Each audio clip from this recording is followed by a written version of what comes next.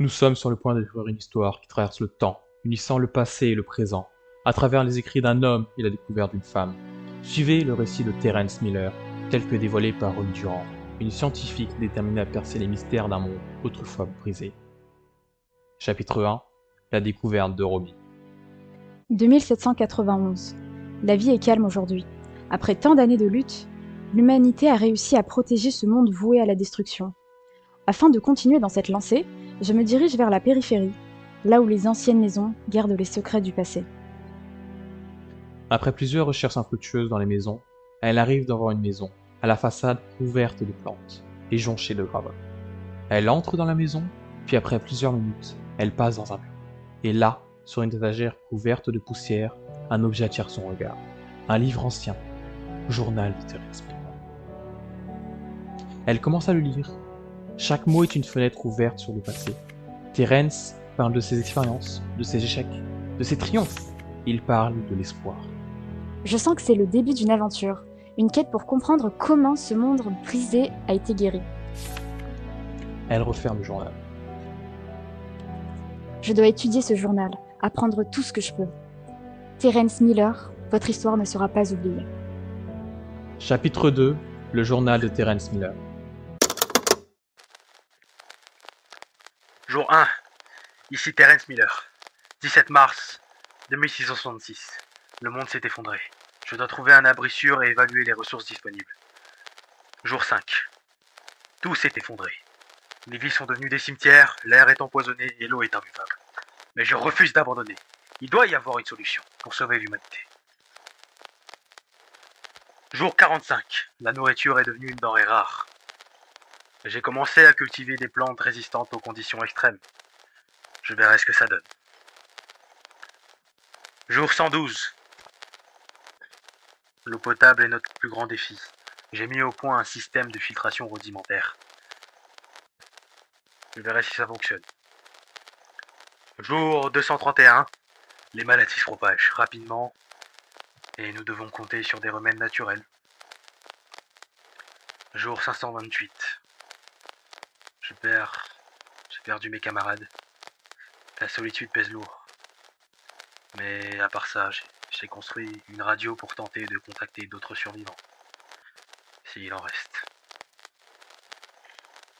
Jour 1093. 3 ans aujourd'hui. J'ai rencontré d'autres survivants. Nous partageons nos connaissances et travaillons ensemble pour construire une communauté autonome. Jour 2190. Nous avons construit des éoliennes à partir des matériaux de récupération.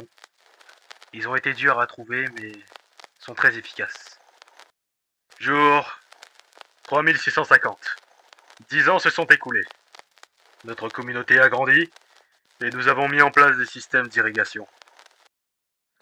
Jour 5475. La pollution de l'air est toujours un problème. J'ai développé un prototype de biofiltre en utilisant des algues.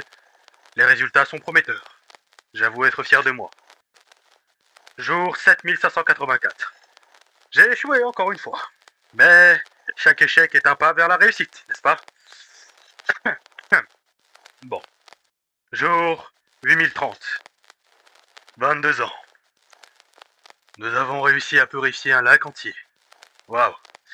Notre plus grande réussite. Jour 2410. Les enfants qui n'ont jamais connu l'ancien monde sont désormais adultes. C'est beau. Jour 14600. Nous avons établi un réseau de communication avec d'autres communautés. Jour 16425. Je vieillis, mais je vois un monde qui change. Nous avons des maisons, des écoles et même un petit hôpital.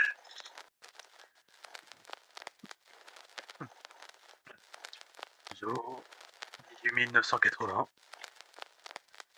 Je sens que ma fin est proche, mais je pars avec l'espoir que les générations futures continueront à reconstruire ce que j'ai tenté et j'espère avoir réussi de reconstruire. C'est-à-dire un monde de paix où il fait bon vivre. Merci pour tout et adieu, les amis. Chapitre 3. L'héritage de Terence. Les jours passent et chaque page du journal de Terence est une révélation. Il a trouvé la force de chercher des solutions et de rêver d'un avenir meilleur. Elle travaille dans son laboratoire. Je suis dans mon laboratoire, mais mon esprit est avec Terence, dans son monde apocalyptique. Sa lutte est devenue notre salut. Ce n'est pas seulement l'histoire d'un homme, c'est l'histoire de l'humanité. Terence Miller, vous êtes un phare d'espoir. Je vais partager ces découvertes. Le monde doit se souvenir et apprendre. Terence, votre héritage continue à travers moi et à travers nous tous. Le journal de Terence Miller, découvert par Romy Durant, est un témoignage de la résilience humaine. Son héritage vit à travers chaque mutation, chaque communauté qui se relève et chaque individu qui ose rêver d'un avenir meilleur. C'est une histoire qui nous rappelle que peu importe les ténèbres, il y a toujours de la lumière à l'horizon.